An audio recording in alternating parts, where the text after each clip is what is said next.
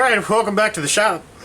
Today we have a tilting vise of some sort. It is very rusted, it's very corroded. I don't know what kind of vise it is. I believe that that this mechanism here should allow this to swivel, give it some range of motion that currently it does not have now. This vise is only going to be slightly different from the other vices that I've done. You've seen this one. It's just a regular old machinist vise. I also had this Palmgren tilting vise that I did not too long ago. And then, of course, my Colombian vise. It's just a regular vise in that sense. But what's different about it is that not only does it have this this lever here, but it has slotless screws on it. This is going to be the big difference between this vise and any other vise. A lot of the old tools, quality old tools, have brass placards and stuff on them, and the slotless screws are very interesting, but you know, they sort of create a problem. And what I'm hoping to demonstrate in this video is how to remove these without causing any undue harm, and I was unable to find these anywhere other than this Hanson rivet supply. Where are they out of? California somewhere. But I had bought these slotless screws, and if you can see in the bag here, they don't have a head on them. They're just probably one half-turn thread spiral in there. I'll get some close-up pictures later on. But anyway, I'm going to remove these slotless screws because typically once you take them out, they're sort of a single serving, one use kind of thing. But I'm going to try to remove those without damaging this placard, and then go ahead and break this thing down, clean it up, and put it to workbench. Again, I can't quite make out what the maker is on this, but it feels well built. We'll see what it is when we get into it, so it should be a fun one.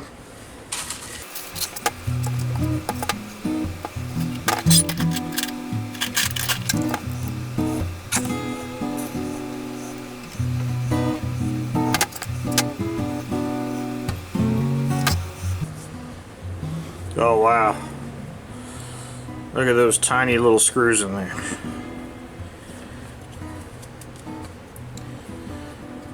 Now apparently this has two little gibs in there, and these small screws just hold that in place, those gibs, and then these will slide out of the way and then allow this jaw to come, well, it should allow me access to the pin that holds this in, I'm guessing.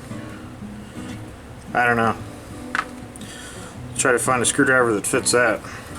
See if I can't get the other one. I think I'll put a little bit of heat on that, see if I can't give me a little bit of...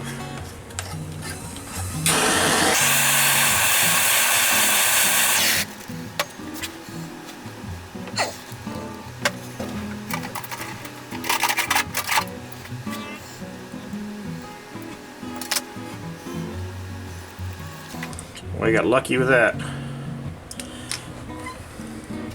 Now this is going to make for a horrible video because what I'm working on is so small that just not be able to get in there to see this. So I think what I'm going to do now is save myself some battery life and continue working on this until I. Well, you know what? While I got the cameras on, I'm going to go ahead and try to back these screws out and remove the jaws.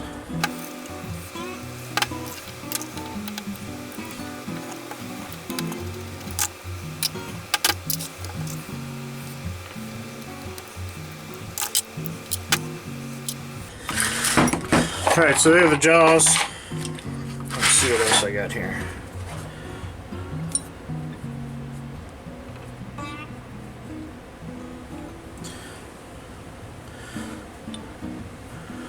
Let's go ahead and dive right into these rivets. So, because these rivets are splined, or have that sort of that helical, that twist to them, ideally you could cut a little groove in here and almost twist these back out. So I'm going to try that with this first one. I'm going to see if I can't cut a little notch in there and then see if I can't use a screwdriver to back that out.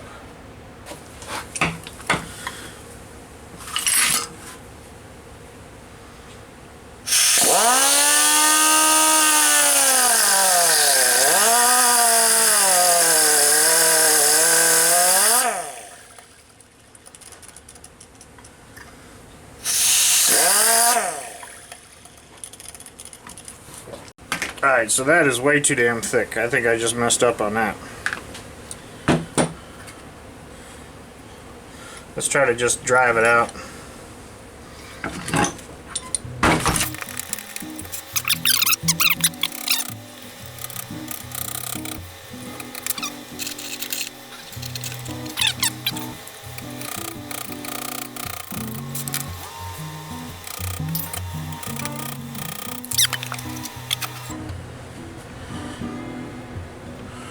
Alright, so there, geez, that's so hard to see. There's the slotless screw. Oh, and of course I didn't get all of it. You can see those striations in there where it broke off. But I'm hoping that that's pretty soft and that I can get in there and drill the center of that out and pick it out. So, you know, we're gonna probably just try the same method here, I suppose.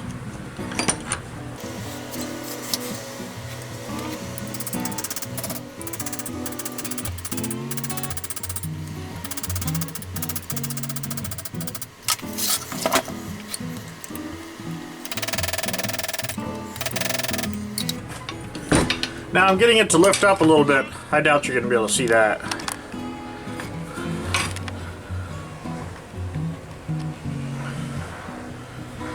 Now I've got it to lift up just a little bit right there.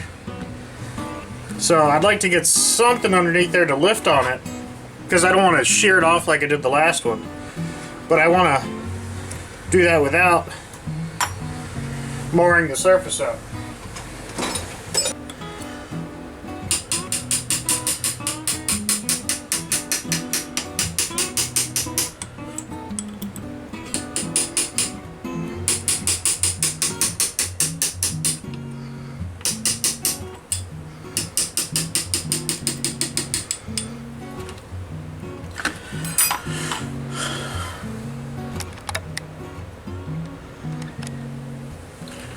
Alright, so there we have our slotless screw. An intact slotless screw. This seems to be a little brass placard here. Yankee something or other. I'm going to go ahead and try to clean this up with something simple at first. I'm going to probably just use a... these rags are actually semi-coarse. I'm going to try some WD-40 and see if that cleans it up, because there's some paint on here that's original, and I don't want to try to start with anything too coarse, but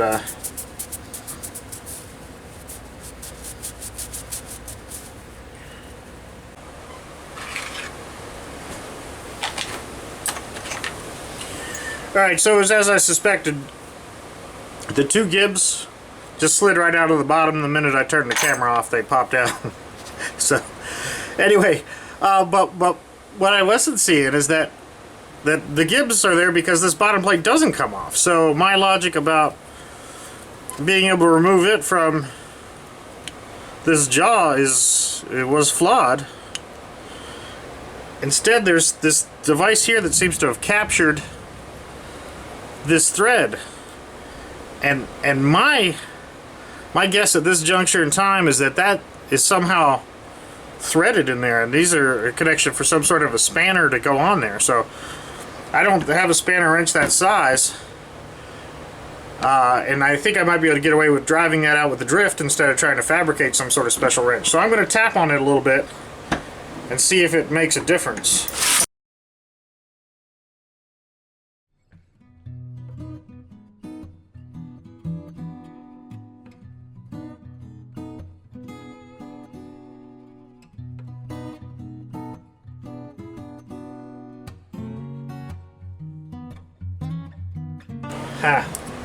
Okay.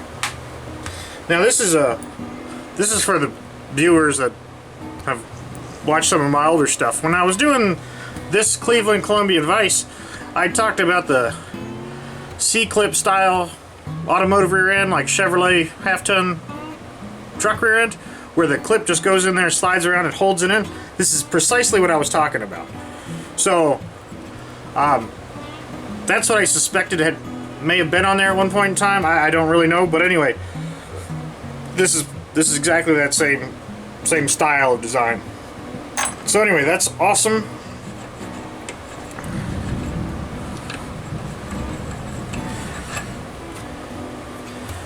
The threads are in great shape.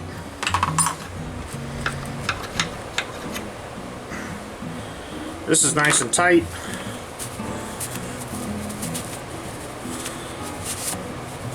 So this is all going to go to the sandblaster. You get cleaned up, wire wheeled.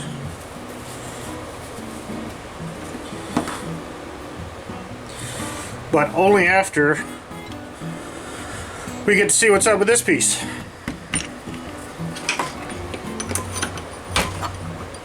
Oh, yeah, there it is. There's the C-clip style. I think. Anyway, stick to the problem at hand. So what I've got now is obviously a tapped section here on the bottom, and this nut. God knows how that works. Okay, I think we're going to be able to undo this screw, and it will free up this lever mechanism, and we'll be able to gain some range of motion here. So, but anyway, what I started to say earlier and sort of got off track was that I can't stress enough how convenient it is to have just a little thing of MAP gas or propane. MAP gas might even be better, and I have a full-blown set of oxyacetylene, a big 110 cubic foot, 125 cubic foot, Big Boss, the big dog oxyacetylene, and it's great for cutting and brazing and welding and things like that. I don't use it very frequently, but it's a wonderful tool to have, and when you really need to get some heat on something with the Rosebud, it's just indispensable. But when you're doing little nuts and bolts like this, some regular old WD-40, you don't need anything super fancy. I've been meaning to whip up a bottle of training fluid and acetone. I just haven't got around to it because I don't have any acetone. But anyway, a little bit of heat, a little bit of just regular WD-40 will really work wonders on breaking some of these bolts loose. So you don't need anything fancy or some $800 Croyle.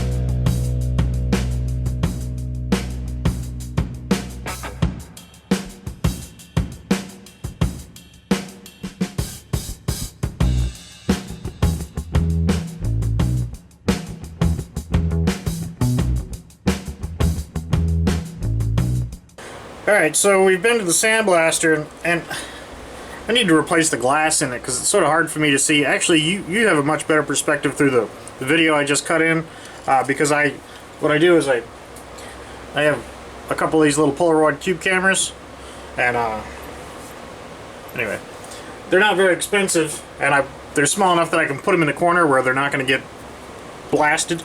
But anyway, sometimes I can't see what the hell's going on in there, in these corners. And you can see I missed a couple spots there.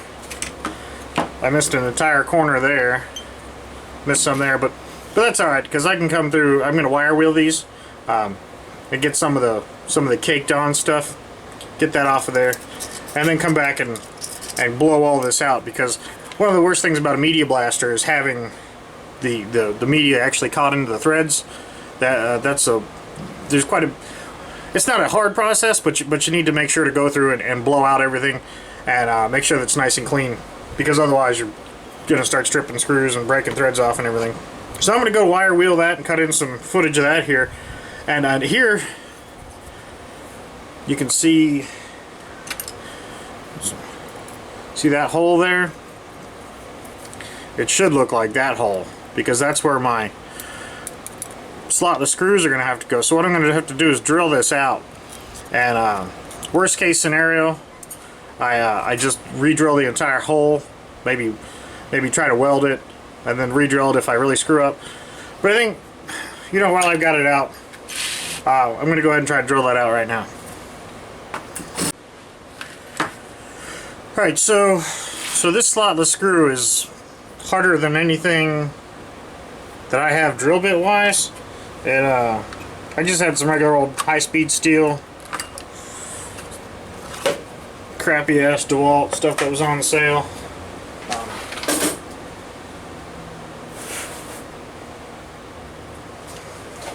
And I had a set of cobalt bits. I need to order another one. I don't know where those walked off to. But what I do have is carbide. So I'm going to take this carbide point and see if I can't put a dent in it with that. Hopefully this radius is enough to get down in there without wallering the hole out too much. But the interesting thing about drill bits, like you'll see some of the split points, bits and whatnot, the actual RPM at the center of this is 0. There's no, the closer you get to the tip, the less effective the cutting action is. So I don't know if this will actually do anything. I do have a couple variations. Maybe this next one, or I don't know. But I'm going to try to get in there with the side of this and see if I can't sort of pull some of that material out of here. I don't know how this is going to work. Okay, see that the hole is relatively deep. Much deeper than it needed to be for this pin. And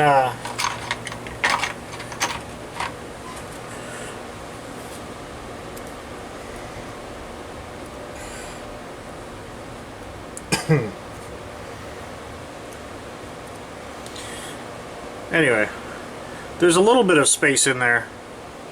So I think what I might be able to do is see if I can't drive this pin in further, and that might give me enough room to put another pin in on top of it. Not ideal, but it might work.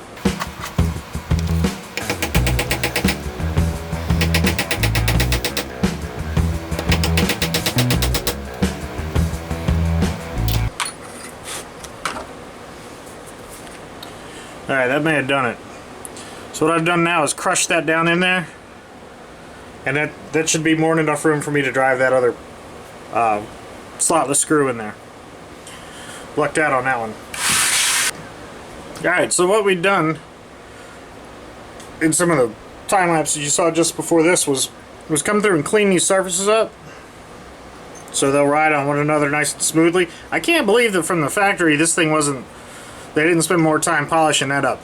That just means this is a piece of shit. They didn't spend any time cleaning up. I mean, how much time would it take to knock that off? I mean, just maybe a second, half a second. So either this was made first thing Monday morning after a rough Sunday, or Friday right before lunch, or Friday right before 5 o'clock, because somebody was in a hurry when they made this damn thing. So anyway, they didn't spend a lot of time on it, and I just touched the surfaces to the belt sander just to see if they were smooth, and it touched all 4 corners, which was good enough for me, especially the way this thing sits here. Now this thing, if you were going to use it in a milling machine, you'd have to tram it in just like anything else and get it nice and level. But anyway, I don't have a lot of faith in this thing being very accurate. But you know, for a regular old drill press or whatever, it could prove to be pretty handy. So anyway, I think what I'm going to do next is that I'm going to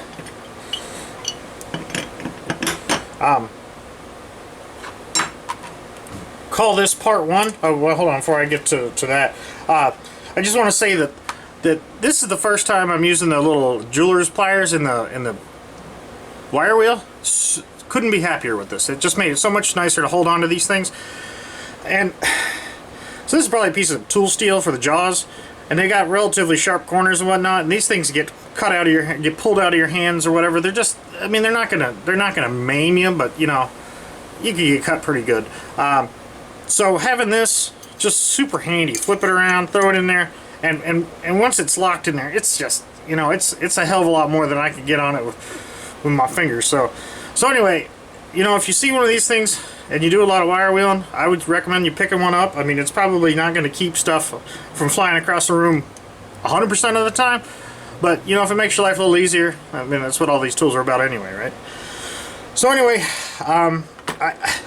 this thing very well may be a piece of shit, or you know, maybe it was just made by somebody who's in a rush and it got past QA QC or whatever. So anyway, I think that while I've got it, I might as well take a little bit of time and try to clean up some of the really egregious indiscretions here with the belt sander and with the flappy paddles and all that other stuff. Not going to spend a lot of time on it, polishing it and whatnot, but just knock off the stupid parts like this. There's no reason for this thing to be shooting out there. But I'm going to do that on another day. I got a half a day off of work today because I had to pick Catherine up from the airport. So anyway, she's in there napping right now, and I don't want to be a prick and be out here running all the wild air tools and wake her up. So anyway, I'm going to try to keep this quiet by ending the video here, and I will pick this up tomorrow or the next day whenever I get time, and bring it back and show you how I decide to finish this, because I think there's definitely going to be some painting involved in here, which of course isn't my favorite, but anyway, there's also going to be some polishing and just some assembly, and I will also show you the perfect handle pry tool, automotive pry bar. That should be done by that point in time. It's out there on its third coat of shellac, as it were. And next episode, I'll also have some discussions about some upcoming tools that are coming from viewers. So anyway, really excited about that. So thank you for watching. Thank you for subscribing, and have a good day.